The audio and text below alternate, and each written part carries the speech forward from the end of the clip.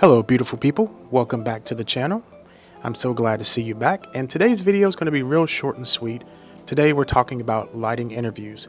Reason why we're talking about lighting interviews yet again is because that seems to be the work that I'm getting, doing narrative storytelling type of sit down talking head style videos. So just wanted to tell you my process, my setup. Every single time I'm learning something different, and I'm wishing that I would catch something that I didn't catch on the shoot. Sometimes it's difficult to, wear all the hats, have to set up the lighting, the cameras, the composition of the frames, the audio, all of that good stuff. But it's a good thing to always look back, take some perspective, and realize how you can improve. So talking about interview, lighting, audio, and the cameras that I used, I just want to go over this real short, simple, sweet, easy way to light up your interviews and your subjects. You only need two lights. Really, you only need one, but you need two if you want to have some separation with your subject from the background of wherever you're shooting. So in this particular instance, I'm shooting a friend of mine, Travis Rice, and then also a couple of his associates at his gym that he works at called the Junkyard. And essentially we just wanted to do kind of like a bio of them and how they process things as far as their fitness journey goes, helping others with their fitness journey. And I just wanted to showcase that for them and allow them to use that for social media and their content. So essentially just walked in there, just a simple setup, again, two lights. And in this instance, I'm using Nanlites. You can use whatever lights you have. I mean, for interview lighting, depending on the scene, if it's not too bright and you don't have to worry about, combating with ambient light coming through windows and stuff like that, 100 watt lights will be fine for your key light and your kicker or hair or rim light. I'm using the Nanlite 720B as a key light just because I carry that light with me everywhere just to make sure I have enough power. Yes, it's overkill, but it's always best to have as much power as you possibly can.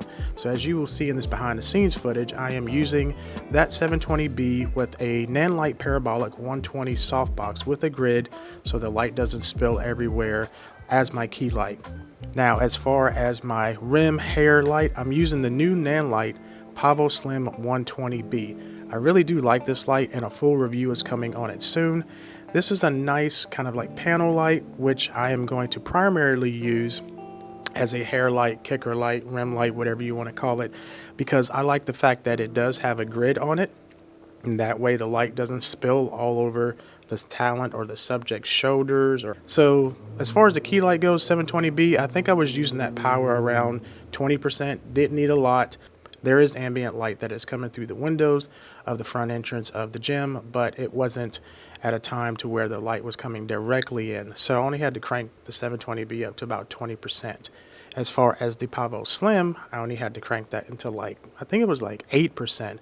A really good beefy light for what it is. It is a 120 watt light that is also bicolor. So that's what I love about Nanlite products. They're pretty much all bicolor. If you get, the B version of them, so you can adjust them anywhere between 2700 all the way up to 6500 Kelvin. So I positioned the key light about 45 degrees to the left of my subject, and I positioned the Pavo Slim, as you can see here, right above the talent's head to get that nice hair light on the subject. Now, as far as audio, decided to use once again the Ceremonic Soundbird V6, which is an excellent mic. This mic is starting to become my favorite microphone as far as a boom shotgun type of mic. You can use it for either or, boom or shotgun. In this case, it was boomed, going right into my Sound Devices Mix Pre 3. And as you can hear in this clip here that I'm going to play for you, the audio is fantastic. I didn't really do much with the audio. I did a little EQ in DaVinci Resolve, and I used the voice isolation, but other than that, that's the sound that you're going to get out of this microphone, and I'm sure it can sound a whole lot better.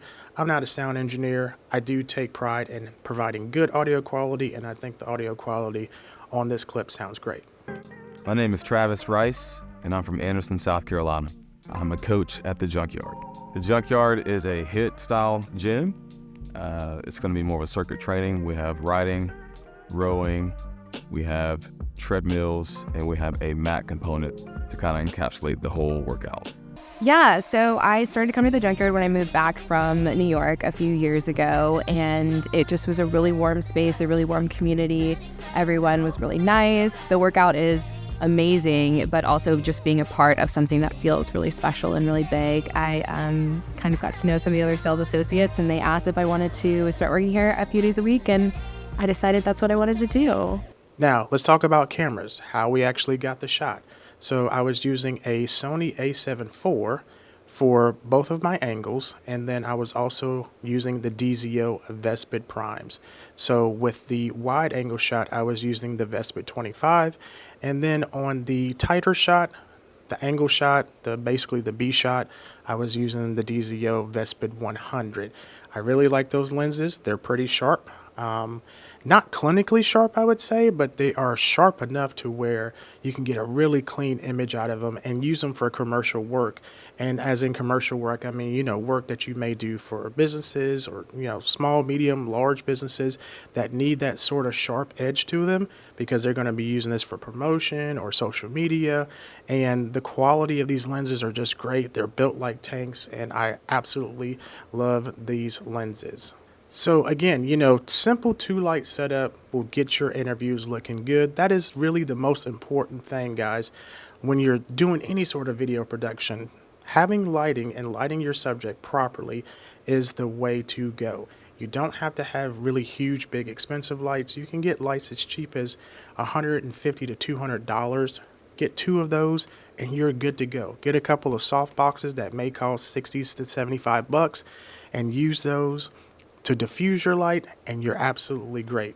Another thing that you can do if you don't want to buy soft boxes, say for your key light, if you have a C-stand and a boom arm, get a shower curtain. Seriously, a shower curtain, like a frosted shower curtain, provides excellent diffusion, and it actually increases the power that you can come out of your light with. So instead of diffusing your light with a softbox and putting that right on your light, you can use the reflector that is included with most lights and just shine that right into the shower curtain and get an even softer light, in my opinion, on your subject on that side. Shower curtains like what, $8 from Walmart? So, you can go that route as well. I'm going to actually start doing that just to show you guys in some of the videos that you don't need a softbox, you don't need a super powerful light. I have some lights that I need to review that are only 130 watt lights. So I'm going to show you how you can maximize the output of, say, a lesser expensive light. So you don't think that you have to have the most expensive lights. Now, don't get me wrong. Having big lights with a lot of power is awesome, especially for a situation that you run into. You may not know how much power you may need. So if the budget permits, so be it. But talking about budget filmmaking here and budget video production, you can get away with something that is smaller in power output. So again, just a short, quick video for you guys today. Just wanted to show you my simple 2-light setup using Nanlite. Thank you so much, Nanlite, for sending this stuff out. I've had the 720B for a while now, but they recently sent me out the Pavo Slim 120B. I do greatly appreciate that.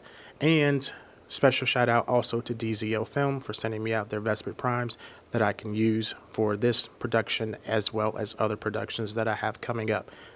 Thank you so much, guys, for watching. I do appreciate it. If you have any questions in the comments below, just list them there. And one thing I will say I wish I would have done is cut the background light.